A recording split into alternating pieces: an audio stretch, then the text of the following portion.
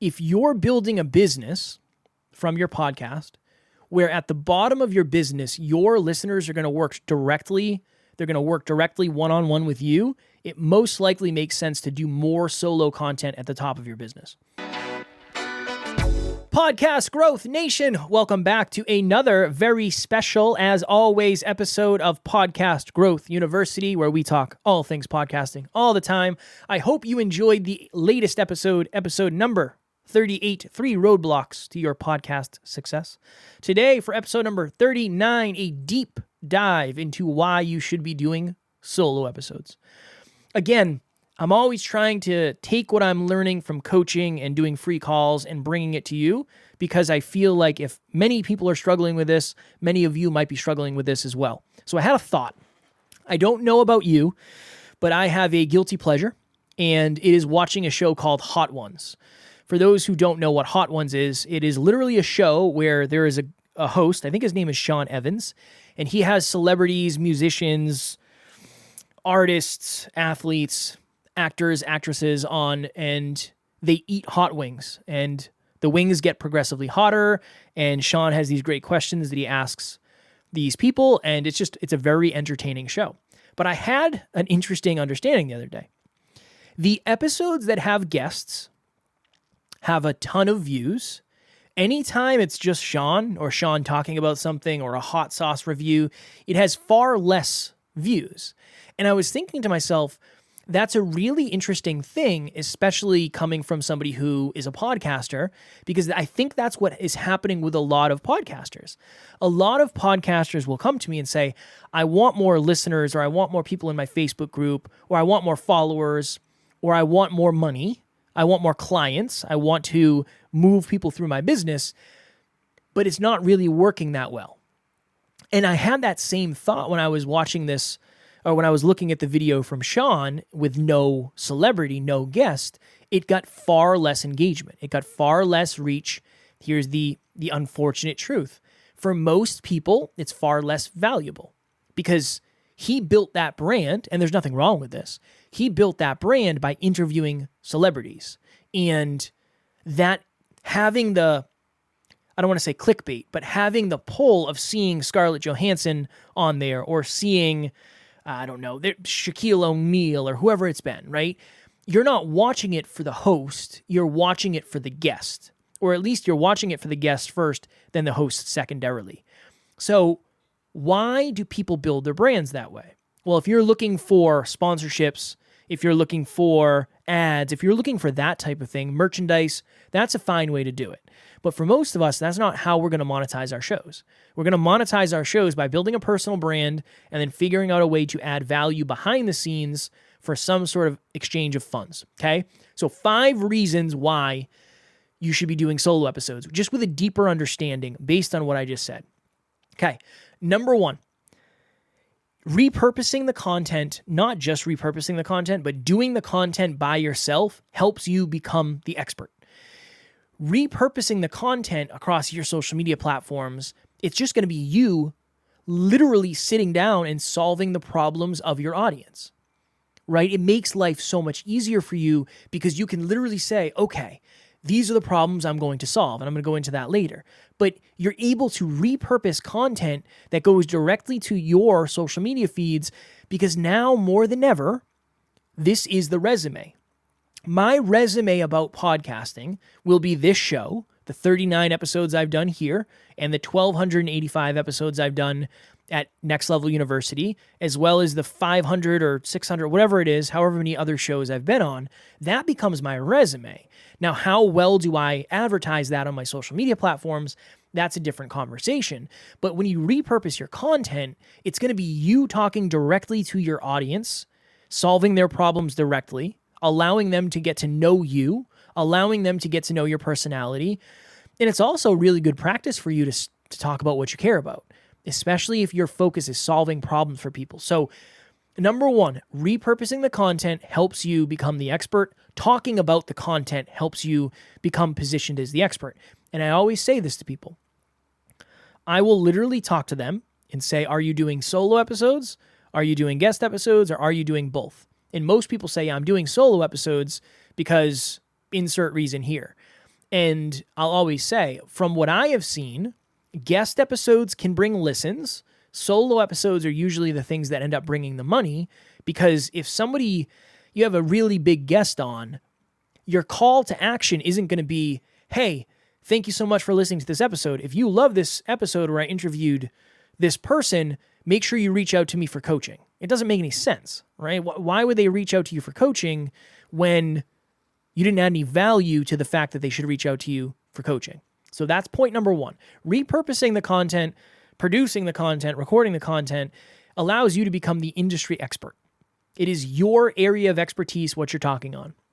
Number two, you can reverse engineer the topics. So I've spoken about this many times, but the three kind of thoughts I have around your brand: number one, audience understanding. How well do we understand the audience? Number two, how well do we nurture the audience? Number three, how aligned is our offer at the bottom of our business? The first part, understanding your audience. You can reverse engineer all of your topics when you're doing solo episodes. You can literally say, based on a coaching call I had recently, I'm realizing now more than ever that blank. The housing market is different than most people realize. This is a good little analogy, or a good little example. I have a pair of clients, and they are in investment and real estate, and there's been a lot of things going on in the banking industry, and they reached out and said, hey, can we do a quick turnaround episode? We're going to do a solo episode on why the banks are failing. Reverse engineered the topic on something that was happening in the world right now, where it might be harder to get a guest to talk about that. So not only can you be wildly specific to what your audience is going to really want, but you can do it in such a quick fashion.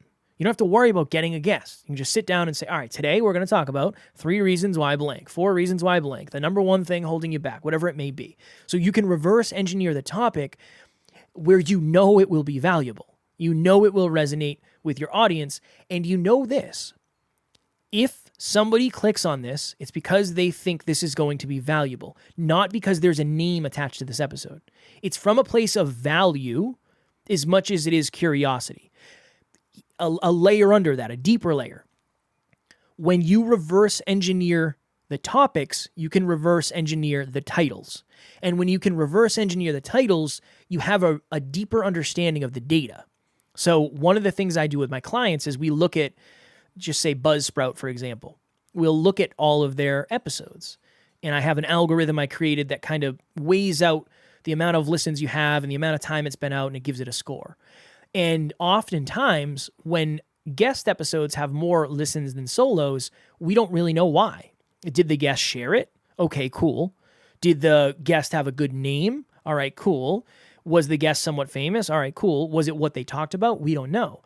But on the shows that I work with that do mostly solo episodes, we can go through and we have a very clear understanding of, the word vulnerability worked really well in this title. Let's try that again. Or relationships worked really well, or whatever it may be. So when you can choose the topics to a really specific level, you can also reverse engineer the titles. And that's when you go back to the 25 to 50 buzzwords and the 25 to 50 problems you're solving. Imagine if you only did that.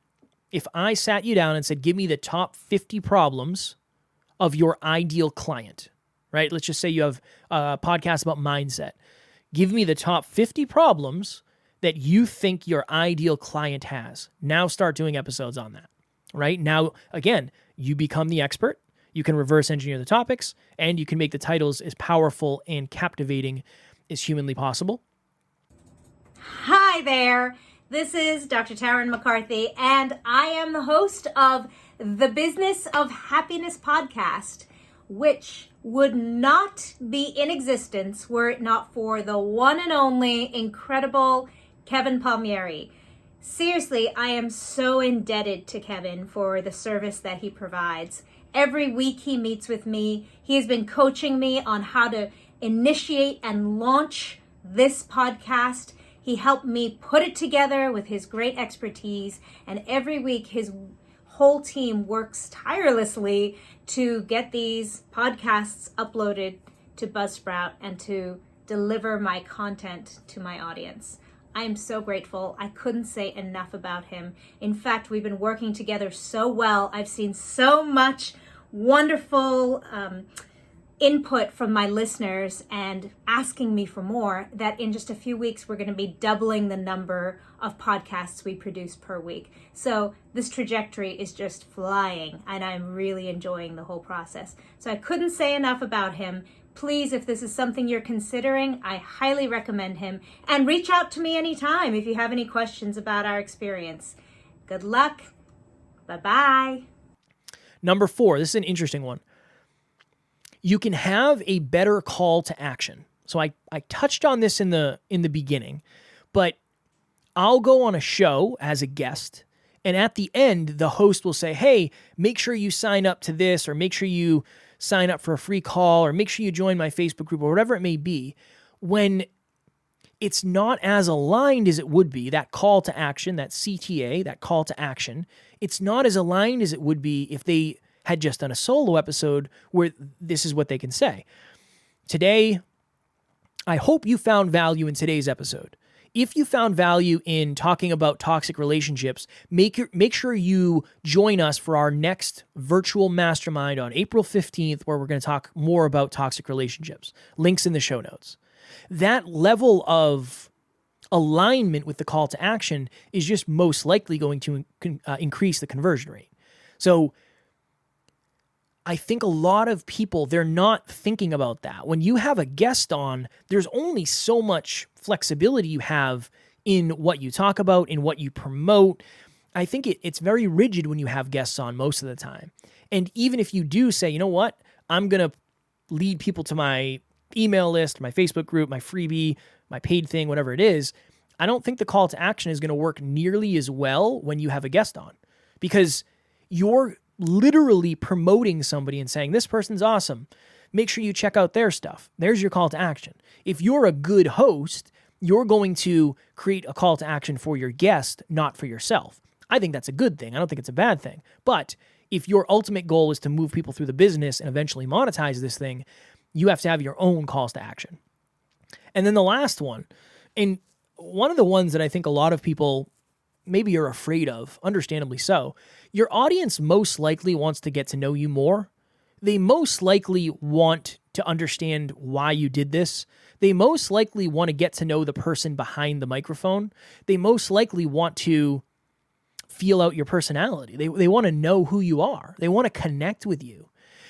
If you're going to grow your podcast in any way, usually your audience is going to need to know you, like you, and trust you. And one of the best ways for people to know you, like you, and trust you is for you to jump on the mic and talk. Because if it's just you, they're going to know you because it's obviously you. If they like you, cool, they'll stay and they'll listen. If they don't like you, they'll go elsewhere. That's okay. They should anyway. And ultimately, if they listen for long enough, they'll trust you, right? I hope if you've been listening for 39 episodes, you trust me now more than you did after episode 1. Because hopefully you know me at a deeper level, you like me at a deeper level, and I'm trustworthy. But that's based on the fact that I understand, number one, there's not a lot of guests I'd want to have on to talk about podcasting. Not that there's not a lot of great guests out there, but I would rather get to know you, and I would rather you get to know me. I think that's the most valuable way to do it. Again, this is a different show because it's very specific, but your audience most likely wants to connect with you. And that's the interesting thing where, just using Hot Ones again as an example, that show was never built on connecting with the host. Yes, he asks very good questions, and he's more present in that brand than a lot of other people are, but it's not the same. I think it would be very hard for him, and I don't know the stats behind this, but I'm assuming it would be very hard for him to do a solo episode where he's eating wings that anybody would find super valuable or entertaining. Now, again, I understand it's not apples to apples, but just as an example, it's if you're not building your personal brand with personality, I think it's going to be very hard to end up turning it into a business. So 5 points. 1, repurposing the content helps you become the expert. not only repurposing the content, but talking about the content on your podcast. You can reverse engineer, number 1, the topics, number 2, the titles.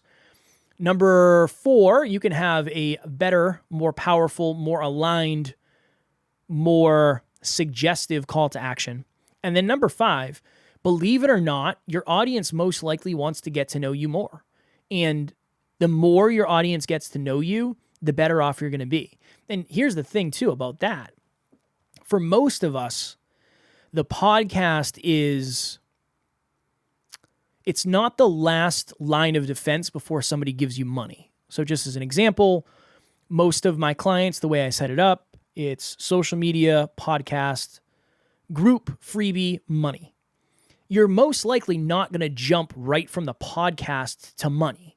But if I have something after this, say it's a Facebook group, and you already know me, and you listen to me talk once a week, just me, you're probably going to log on to that Facebook group more than if I have a different guest every week where you don't really know my value. You don't really know what I talk about. You don't really know what to expect in the Facebook group.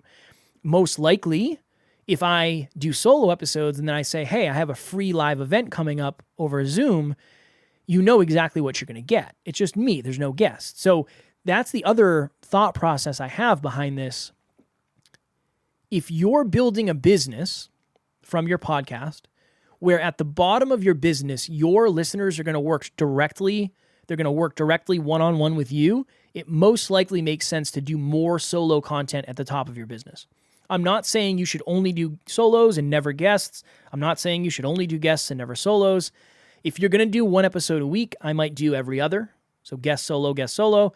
If you're going to do 2 episodes a week, I might do a guest and a solo.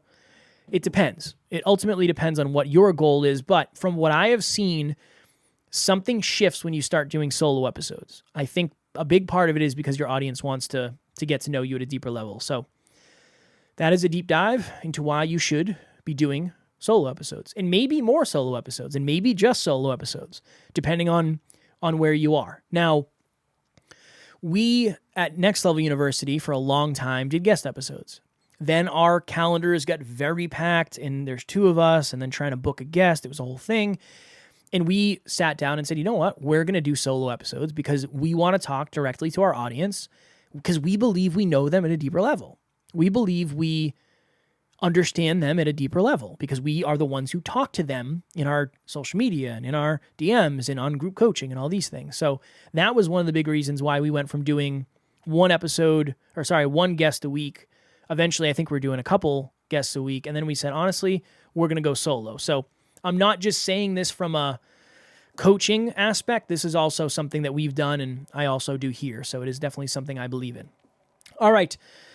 As always, if you are interested in a free 30-minute call, please reach out. At some point, I don't know when it's going to be. It's probably, I don't know, maybe towards Q4, I'll have a Facebook group. I'll have a Podcast Growth University Facebook group. I just am not capable of maintaining it right now, and I want to make sure anything I start, I do forever. So at some point, I will have a Facebook group. Until then, if you want to do a free call, again, I'm not going to sell you anything. You can ask anybody who I've done a call with. That's just not the way I do it. Bring questions, comments, concerns, fears, excitements, whatever it is. Hopefully I can help you reset your expectations, create a great strategy, and help you appreciate and understand the time perspective it takes to achieve your podcast goals. Link will be in the show notes. Next week for episode number 40, social media matters for different reasons than you think. I was at an event recently and they said, social media doesn't matter at all. It's useless. You shouldn't do it. You don't need to do it. I disagree strongly. So we will talk about that next week. As always, I appreciate you all very much. I love you all very much. Keep on podcasting, keep on crushing it, and I will talk to you all next week.